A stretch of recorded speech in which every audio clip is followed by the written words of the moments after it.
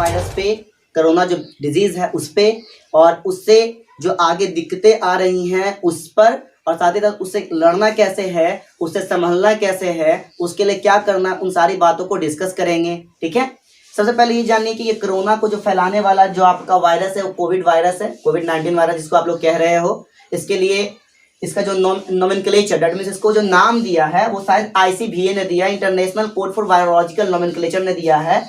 इसके बहुत सारे वेरिएंट आप लोगों ने देखा है, alpha, beta, gamma, delta and other बहुत सारे वेरिएंट्स हैं। ये मेनली आपका लंग्स रिलेटेड डिजीज है, दैट मीन्स की रिस्पायरेटरी रिलेटेड डिजीज है।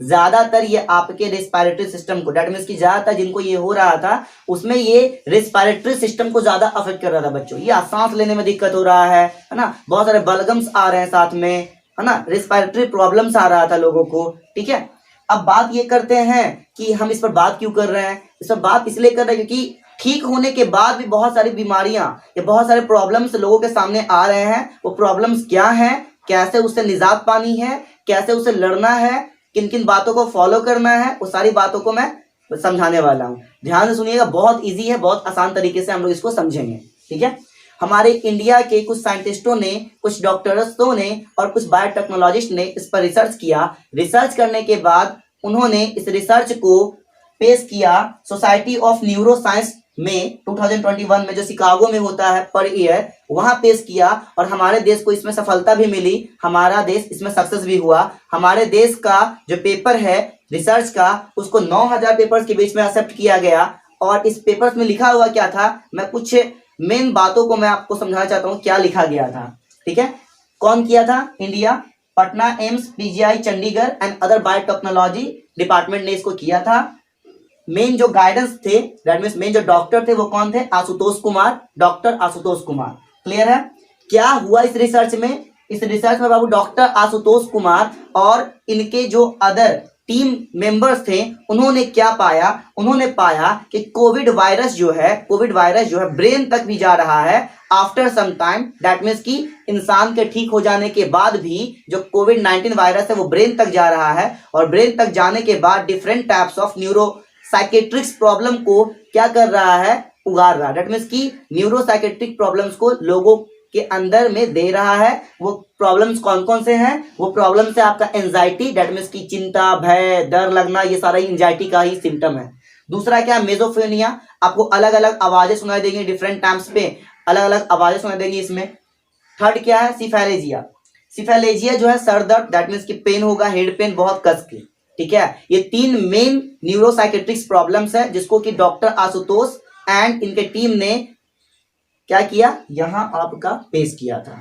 ठीक है, अब बात करते हैं कि ये वायरस जो कोविड-19 वायरस है ये लंग्स के पास ही क्यों पहुंचता है, और अब ये आपके ब्रेन के पास क्यों पहुंच रहा है, क्यों काउस कर रहा है। सिंपल सी बात है ना, बिना बुलाए मेहमान नहीं आता।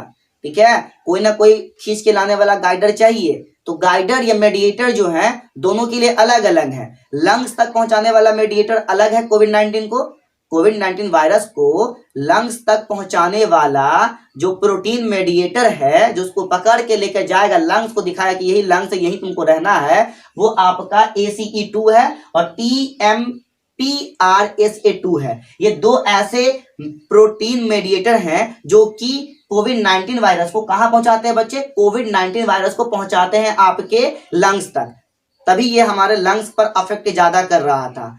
ठीक है, उसके बाद आपका reach to brain by, brain तक पहुंचाने वाला कौन है, अभी इसको डॉक्टर आशुतोष ने क्या किया, इसको खोजा है और साथ ही साथ इसका नाम भी रखा NRP1 एंड फ्यूरिन। ठीक है, डॉक्टर आशुतोष कुमार ने कहा है, डॉक्टर आशुतोष साहब ने कहा है कि ये दोनों जो आपके मेडिएटर प्रोटीन है, इनके हेल्प से हम लोग दवा बना पाएंगे जो ये न्यूरोसाइकेट्रिक प्रॉब्लम को दूर कर पाए। ठीक है, ये पता चल गया, तो इससे वो क्या करेंगे, न्यूरोसाइकेट्रिक प्रॉब्लम को दूर करने के लिए कुछ दवाइयों का, है ना, फॉर्मेशन करेंगे, कुछ मेडिसिन बनाएंगे, जो मेडिसिन लोगों को इस न्यूरोसाइकेट्रिक प्रॉब्लम से क्या करेगी, निजात देगी। ठीक है, अब बात क्या करनी है, बात ये समझनी है कि अगर किन्हीं को ये लगता है, ये तीनों में से कोई भी सिम्टम लगता है, उनको पहले कोरोना होया हुआ था, तो डरने की कोई बात नहीं है।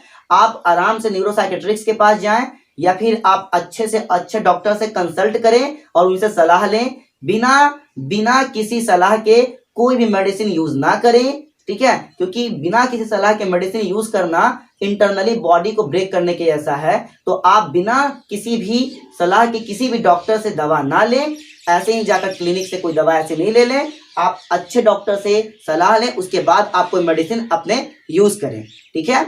और याद रखिए कि ये कोई बीमारी बहुत भारी बीमारी नहीं है। अगर कुछ चीज़ों का आप बोल सकते हो कि बचाव करते हो और कुछ चीज़ों को बचा कर रखते हो और कुछ चीज़ों से अगर बच कर रहते हो तो ये बीमारी ना फैलेगी और ना ही आगे किसी और तक आपसे फैलेगी या किसी और